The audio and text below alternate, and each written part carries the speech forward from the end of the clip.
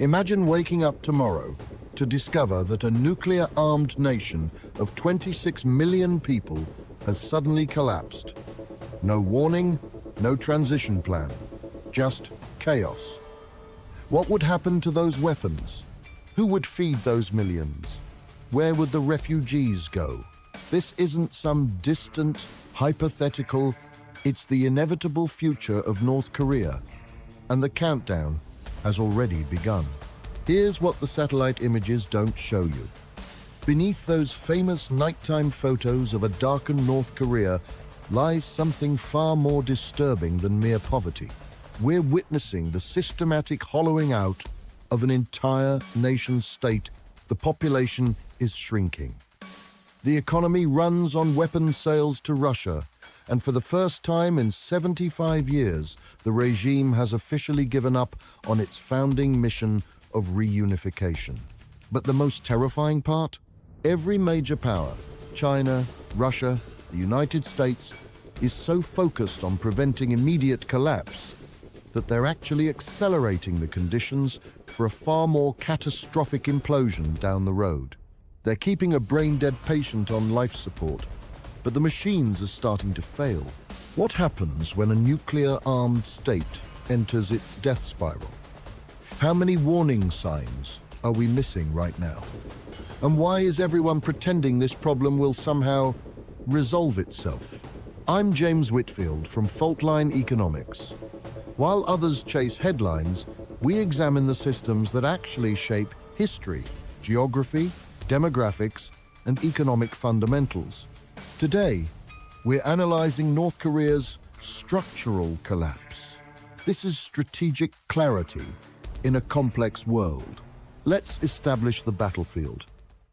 North Korea isn't just isolated. It's the most sanctioned nation on Earth, yet somehow still standing.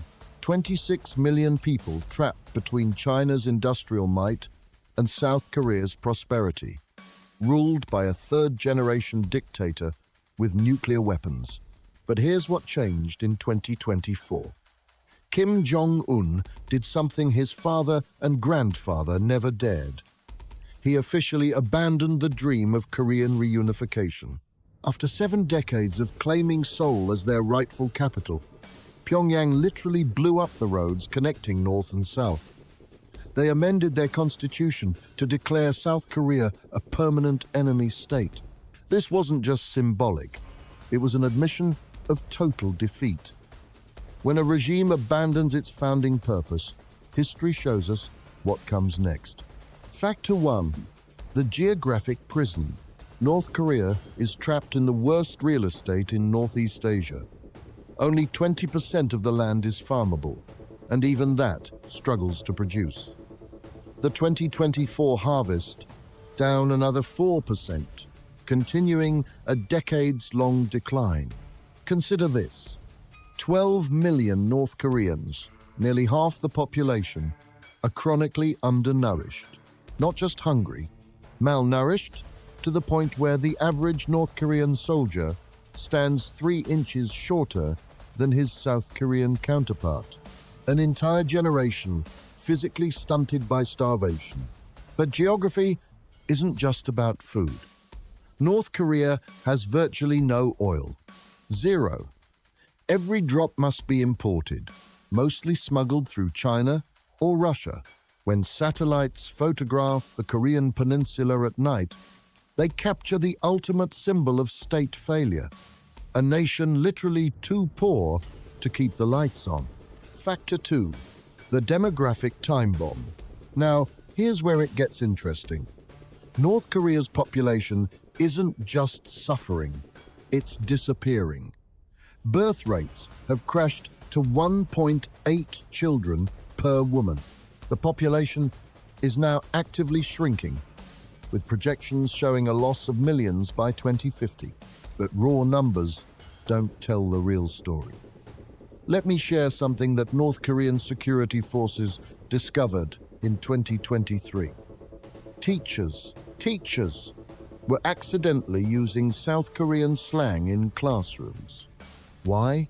Because even in the world's most isolated nation, young people are secretly watching South Korean dramas on smuggled USB drives. The regime's response? Public executions. 7 people executed just for sharing K-pop videos. Think about that level of desperation, killing citizens for watching music videos. When you're executing people for cultural contamination, you've already lost the war for hearts and minds. Factor 3. Economic fantasy. Here's the extraordinary paradox of 2024. North Korea's heavy industry surged 10.7%, its best performance ever recorded. The economy grew 3.7%. Sounds like recovery, right? Wrong. This entire growth came from one source: making weapons for Russia's war in Ukraine. 6,700 containers of artillery shells, 3 million rounds of ammunition, reports of over 10,000 North Korean soldiers fighting in Ukraine. But here's what those numbers hide. Total trade volume in 2024 was just $2.7 billion. For perspective, that's less than Iceland, a nation of 300,000 people. North Korea's legitimate exports? Wigs, seafood, and counterfeit goods worth barely $360 million annually. Meanwhile, Kim Jong-un announced his solution: build modern factories in 20 remote counties. The problem? Local governments must supply the materials and energy. They have neither. It's economic planning by hallucination. If this analysis is revealing the hidden forces shaping our world, subscribe to Faultline Economics. We decode these strategic puzzles every week. Factor 4. The dependency trap. China keeps North Korea alive for one reason. They don't want American troops on their border, so Beijing provides just enough food and fuel to prevent collapse.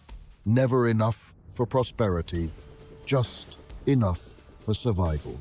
Russia's new involvement adds a twist. That mutual defense treaty signed in 2024, it's not protection, it's prostitution.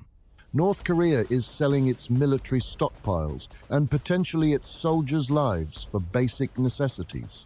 When your economic model depends on other countries' wars, you're not sovereign. You're a mercenary state with a flag. But all of this hinges on one deciding factor: the succession crisis. Kim Jong-un is grooming his 10-year-old daughter to inherit a nuclear arsenal, a child, in a military dictatorship, in a Confucian society that has never accepted female leadership. This isn't succession planning, it's gambling with nuclear weapons. One bad transition, one elite revolt, one health crisis for Kim Jong-un, and every structural weakness we've discussed becomes an immediate catastrophe. Now I want to hear from you. What do you think triggers North Korea's eventual collapse? Economic failure, succession crisis, or external abandonment? Drop your analysis in the comments below. The regime's new strategy is essentially this: survive as a permanent garrison state, isolated forever. But history gives us 0 examples of this working long term. Every closed system eventually breaks down. It's not politics, it's thermodynamics.